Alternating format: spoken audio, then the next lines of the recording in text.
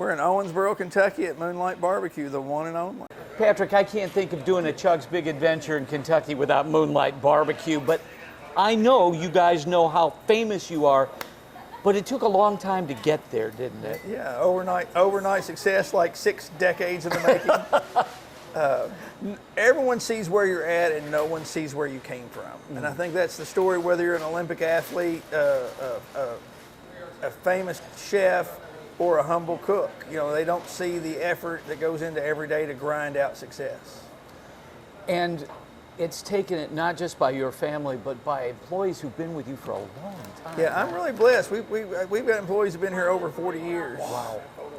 So it's a great legacy to be a part of. Moonlight is known not only around the United States, but really around the world. From your perspective, owning this place, making money or losing money depending on the economy, what is it that has made this place so good? We cook and we treat people like friends and family. Everyone wants to know the secret of our success. They want to know the secret recipe, the secret sauce. They want to know, I get people come in and want to mentor with you or hang out with you and figure out how do you run a business. And they forget the fundamentals of we cook. So in an age of fast food, home cooking stands out more every day. And it's a lost art of treating your customers like friends and family. And I know, Patrick, that the state of Kentucky, they've got this big initiative for the Western Kentucky Barbecue Belt, of which you're a part. Is the mutton aspect of this something that makes you guys so unique? I think mutton gives you something to talk about. Mutton is unique. It is part of our heritage of Davis County. But I'd like to think that we would be who we are even without the mutton. Okay. Tell me about the buffet, because that is a unique, there's such a thing as a buffet, but a barbecue buffet is a completely different matter, but you've made it work for years. It's a different challenge to prepare food on a southern food on a buffet than it is to have a competition style barbecue. You have to make some fundamental choices that are different from everything. And the buffet to me is not about an all-you-can-eat grand buffet with pile your plate super high, carry 3 plates to the table. It's really been about making your plate your way. Just like if you're at your holiday table, if you're at grandmother's table or your mother's famous table and you're ready for that Thanksgiving spread, and you make that plate and it's special because you made it the way you wanted it and has all your favorites on it.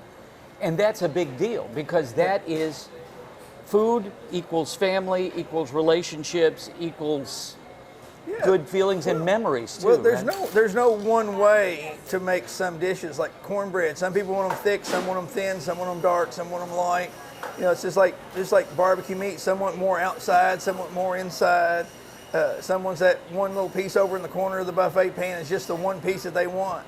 And so you can build that plate your way, and that's important because no one else can build a plate just the way you want it. You know, Patrick, it's been a long time since I've been here. 40-something years ago, when I was working in Evansville in TV, all the young couples from our church with their babies would come here, and we'd get a table of 12 or 14 or 16, and those memories still mean as much to me, and they're just as fresh as they were 40 years ago. But I bet you hear those types of stories all the time, don't you? My favorite story to hear is my grandfather brought me here, or I came with my dad, or you'll have a funeral and they'll come here and they'll tell you all the stories about their family events, the weddings and the sports championships and the losses that they celebrate here. It doesn't even have to be wins. People come here and celebrate family. And I think it's about dining out, not about eating out. That's important to us here at Moonlight. That you dine, you get to talk to your family and spend time together, and it becomes an event in itself. And those are the stories that you get told over and over. And a lot of people like it. They don't feel like we try not to change. It's very difficult to stay the same. It's a huge challenge. To have that same feel that you had as a kid, to give that to you as an adult is an effort. Don't you think it's just as hard to not change as it is to make those changes with society? I think it's harder not to change. Yeah. It's hard to try to decide what technology matters and what technology is intrusive. And that's where we add technology. We've never been shy of adding technology, but you only add it where it makes a difference and not where it's intrusive or takes away from the experience. Let's talk about the barbecue. How do you make it? What's the process in smoking the meat and so forth? Well, we cook 24 hours a day, 7 days a week. Wow. We barbecue. So the mutton that we talked about earlier takes 15 hours to cook a piece of mutton. How long? 15 hours to cook a piece of mutton. So we cook a sheet cut in 4 pieces, so 4 quarters, a 4-quarter, a hind quarter, and a piece of mutton's about 20 pounds raw, and we cook it. So a 100-pound sheet, you get about 50 pounds after you cook it, you lose half, and you lose half again when you bone it out. So a 100-pound carcass gives you about 25 pounds of meat. Wow.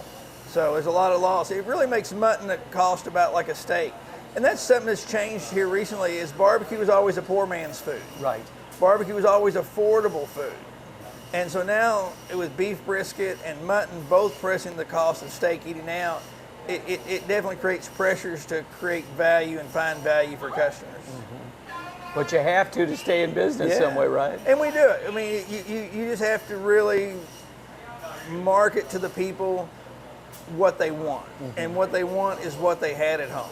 And that was our secret to our success. It wasn't cooking food that no one else had. Granddad didn't have this idea of serving food that you didn't have at home. His idea, as everything got faster and more people went to work, as wives and mothers went to work, where could you get the same food you had at home without spending all day making it? And that was what I think the secret of Moonlite's success was. We fixed Grandma's recipes, and you don't have to spend all day in the kitchen. Kitchen cooks come in at 5:30 in the morning to put a buffet up at 11. The secret is cooking. It's taking your time to season things. You can't just open a can and heat it up. That's not the secret to good food. What's Moonlight look like in 10 years from now?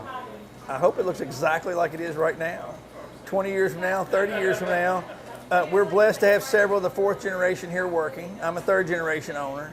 And so it looks bright to hand the torch over to the next generation. So 20 years from now, I hope I'm still here working, and 40 years from now, I hope my son's still here working. Patrick, thank you. Wow, yeah. What a trip to come back in my memories to a place that means a lot to me. But thank you for having us today. Let's eat. What's your favorite thing you're going to eat? Banana pudding. Yeah. I tend to hear banana pudding, macaroni and cheese, and the barbecue. Mm-hmm. But of course, only in Kentucky is we count macaroni and cheese on a vegetable, so you're okay. Yeah, that's right.